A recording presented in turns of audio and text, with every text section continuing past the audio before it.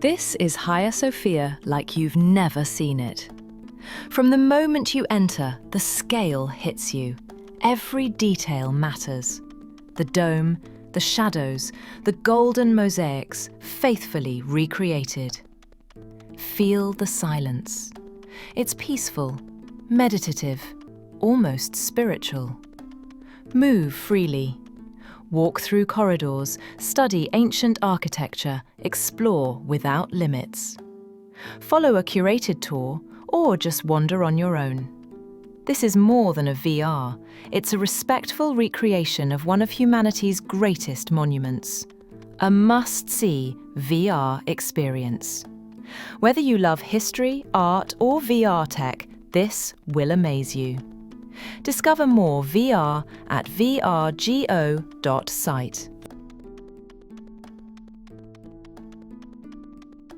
Your first moment inside is the same.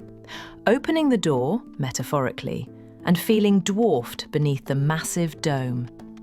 As you explore, you'll encounter preserved Byzantine fresco fragments and sense, at least in a virtual way, what it must have been like when this building was the centre of a 1,000-year-old empire. One of the comments resonates perfectly.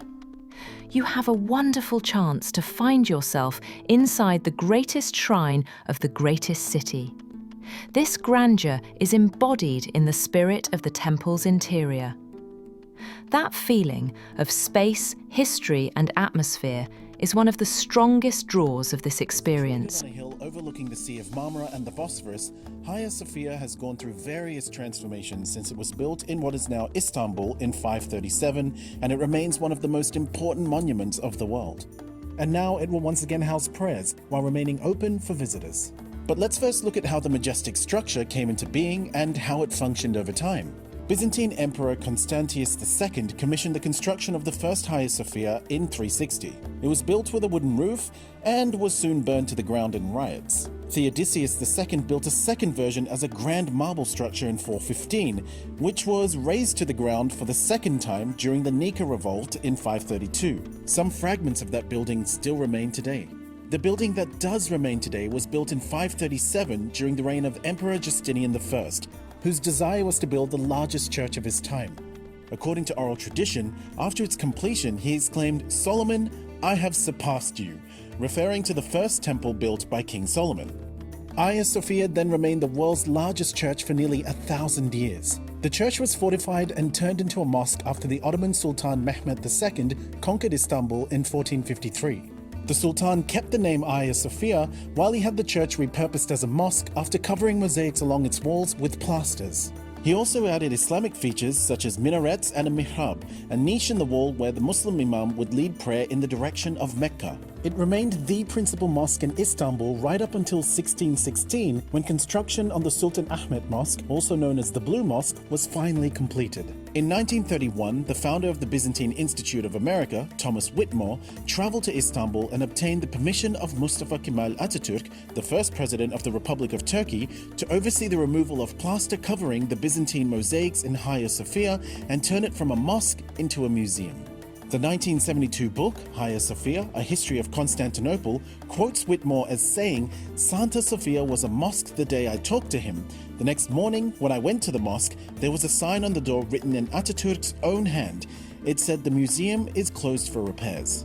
While some say these steps are what led to the conversion, some Turkish historians claim Atatürk considered turning Hagia Sophia into a museum as early as 1923, the year the Turkish Republic was founded. But it was in 1935 that Atatürk ordered the conversion along with the Turkish Assembly of Ministers. The majestic dome structure was named one of UNESCO's World Heritage Sites, and it has been Turkey's most popular tourist attraction ever since, seeing 3.8 million visitors in 2019. In recent years, there have been calls to return the eclectic structure back into a mosque to honor the Islamic history of the country and the legacy of Ottoman Sultan Mehmed II. A hearing on whether Hagia Sophia should remain a museum where no prayer is allowed was held on July 2nd. The court has now decided that prayers will be able to resume once more at the Hagia Sophia, paving the way for it to become a mosque once more, while visitors will still be able to visit the historical site. Turkish President Erdogan says the Ottomans converted the building into a mosque instead of razing it, a fate he says was suffered by many mosques taken from the Ottomans, and that its historical, cultural, and sentimental value has been protected ever since. He also noted that there are 435 churches and synagogues in Turkey where Christians and Jews can pray.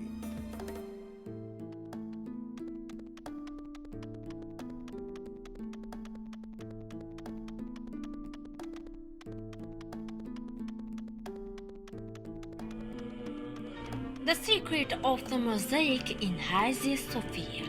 Hagia Sophia, the latest book of classical novel architecture. The first suspended dam structure in human history standing on all fours. It was the latest building on Earth except the pyramids. It remained the latest building to nearly 1,000 years. When you enter the Hagia Sophia Museum, you will find the first imperial gate. The imperial door was built in the 10th century. Why does the imperator prostrate Jesus? There is a mosaic depicted as Jesus Christ.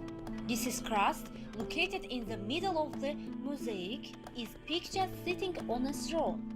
At the of Jesus is prostrate, located by Leon, Emperor of a stone room. I wonder where is Leon, who is not very good with the church is prostrating to Jesus. In the first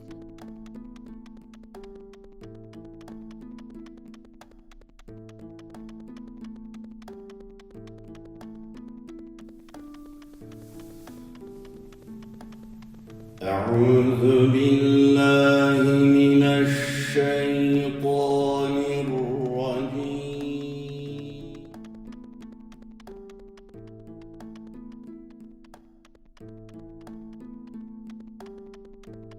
If you have a capable PC plus VR headset, and you crave a serene architectural exploration rather than high adrenaline combat, this title is well worth your time.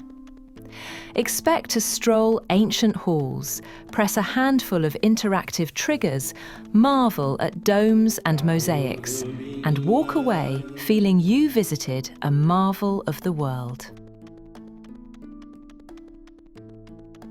It's a cultural experience, a virtual field trip, and a showcase of how history can be reimagined in VR.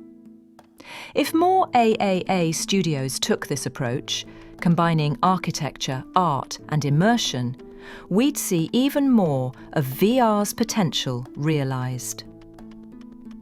Subscribe to the VRGO channel. Support our development.